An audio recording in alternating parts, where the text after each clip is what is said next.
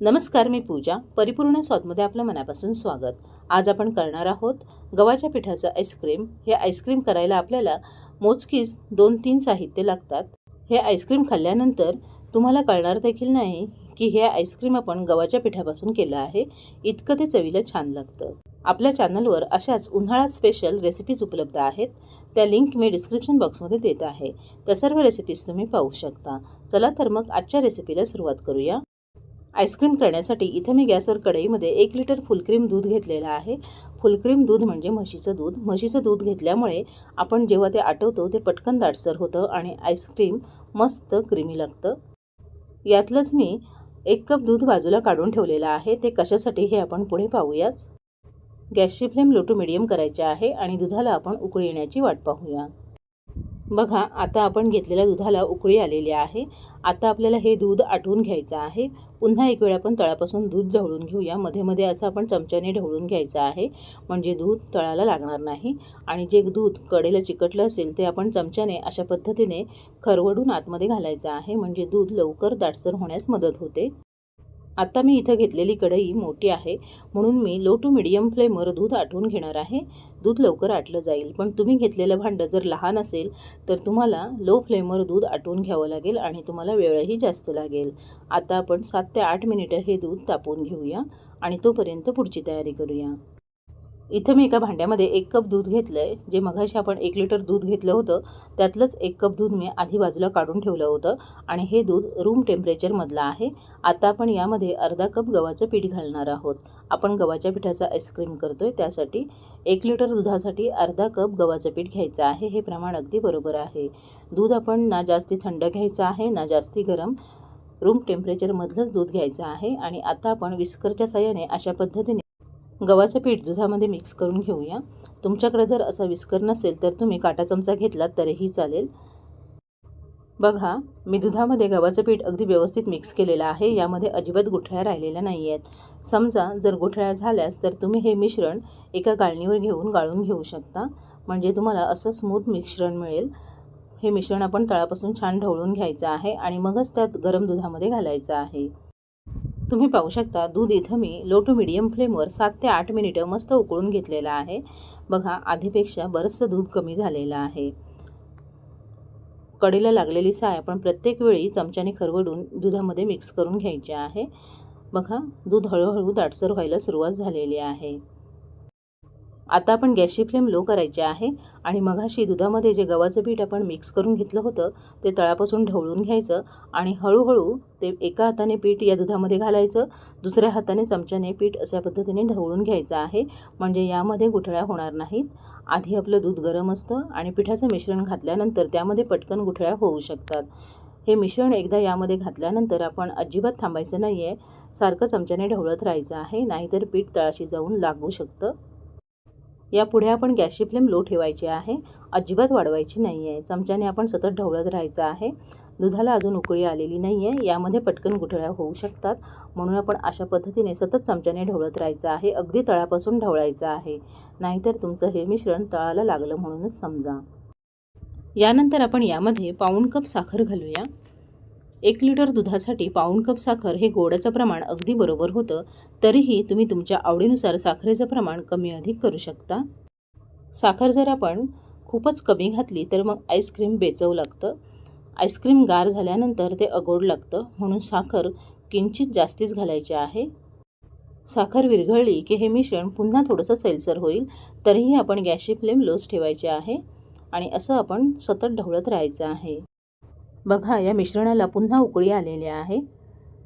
आपण हे मिश्रण लो फ्लेमवरच आटवून घेणार आहोत. जसे या मिश्रणाला उकळी येते तसं हे मिश्रण घट्ट व्हायला सुरुवात होते. बघा, याचा दाटसरपणा वाढत चाललेला आहे, पण तरीही आपल्याला उकळी आल्यानंतर हे मिश्रण 7 ते 8 मिनिटं शिजवून घ्यायचं आहे. मगच गव्हाच्या पिठाचा कच्चेपणा निघून जातो आणि जेव्हा आपण आईस्क्रीम खातो तेव्हा गव्हाच्या पिठाची चव अजिबात जाणवत नाही. आईस्क्रीम खाल्ल्यानंतर आपल्याला ओळखू देखील येत नाही की आपण हे आईस्क्रीम गव्हाच्या पिठापासून केलेलं आहे. आता आपण लो फ्लेमवर असं चमच्याने सतत ढवळत राहून 7 ते 8 मिनिटं हे मिश्रण आटवून घेऊया. हे मिश्रण मी 7 ते 8 मिनिटं अजून शिजवून घेतल्यानंतर बघा, हे असं दाटसर झालेलं आहे. इतका दाटसरपणा येईपर्यंतच आपण हे मिश्रण शिजवून घ्यायचं आहे. आता आपण गॅस बंद करायचा आहे आणि हे मिश्रण आपल्याला गार करून घ्यायचं आहे. पण मिश्रण गार करताना आपण थोड्या थोड्या वेळाने हे मिश्रण ढवळून घ्यायचं आहे, म्हणजे त्यावर पापुद्रा धरणार नाही. बघा, आपण तयार करून घेतलेलं आईस्क्रीमचं मिश्रण पूर्णपणे गार झालेलं आहे आणि आधीपेक्षा किती दाटसर झालेलं आहे बघा. असा दाटसरपणा आला पाहिजे.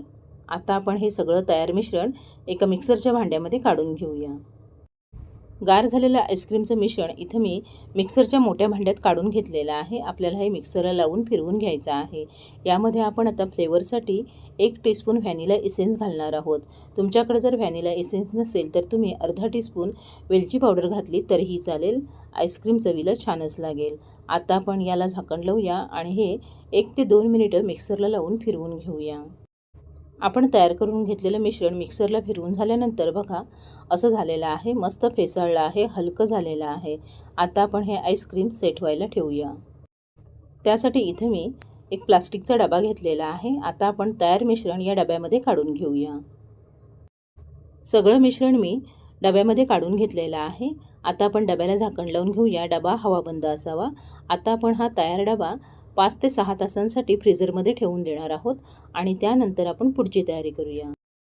बरोबर 6 तास झालेले आहेत. 6 तासांनंतर मी डबा फ्रीझरमधून बाहेर काढला आहे. आता आपण डब्याचं झाकण काढून बघूया. बघा, आपलं आईस्क्रीम बऱ्यापैकी सेट झालेलं आहे.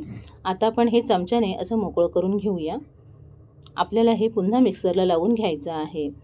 आईस्क्रीम आधी आपण असं मोकळं करून घेऊया आणि एका मिक्सरच्या भांड्यामध्ये काढून घेऊया. अर्धवट सेट झालेला आईस्क्रीम मी इथं मिक्सरच्या भांड्यात काढून घेतलेला आहे. आता आपण भांड्याला झाकण लावूया आणि मिक्सरला लावून 2 मिनिटं हे मिश्रण फिरवून घेऊया. पुन्हा हे आईस्क्रीम मिक्सरला फिरवून घेतल्यामुळे काय होतं, जेव्हा हे आईस्क्रीम सेट होतं तेव्हा त्यामध्ये आईस क्रिस्टल जमा होत नाहीत. छान क्रीमी असं आपलं आईस्क्रीम तयार होतं. आईस्क्रीम मी मिक्सरला लावून घेतल्यानंतर बघा पुन्हा ते पातळ झालेलं आहे आणि छान क्रीमी झालं आहे. आता आपण त्याच डब्यामध्ये हे सगळं मिश्रण काढून घेऊया.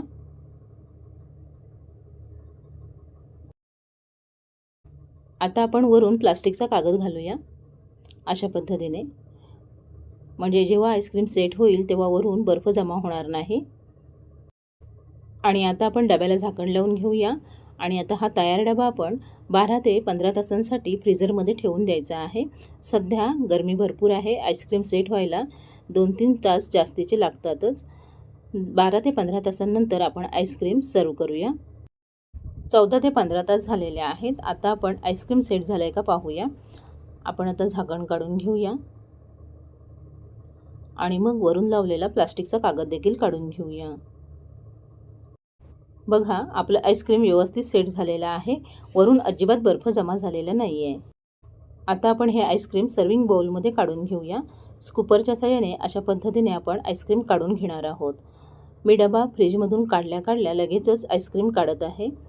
5 मिनिटे डबा बाजूला ठेवून दिला तर आईस्क्रीम थोडंसं सैलसर होईल आणि स्कूपमध्ये आईस्क्रीम काढणं अगदी सोपं होऊन जाईल. आपलं आईस्क्रीम मस्त सेट झालं आहे. बघा, सर्विंग बाउलमध्ये काढून घेऊया. मस्त छान असं आपलं आईस्क्रीम तयार आहे. मस्त असं आपलं गव्हाच्या पिठाचं क्रीमी आईस्क्रीम तयार आहे. हे आईस्क्रीम चवीला तर अप्रतिम लागतं. अशाच पद्धतीने हे गव्हाच्या पिठाचं आईस्क्रीम तुम्ही घरी नक्की करून बघा आणि रेसिपी आवडली तर तुमच्या मित्रमैत्रिणींसोबत शेअर करा आणि तुमच्या प्रतिक्रिया मला कमेंट बॉक्समध्ये अवश्य कळवा. माझ्या अशाच नवनवीन रेसिपीजसाठी परिपूर्ण स्वादला सबस्क्राईब करा. व्हिडिओ आवडला तर नक्की लाईक करा आणि तुमच्या मित्रमैत्रिणींसोबत शेअर करा. पुन्हा भेटूया अशाच एका नवीन रेसिपीसोबत. पूर्ण व्हिडिओ पाहिल्याबद्दल धन्यवाद.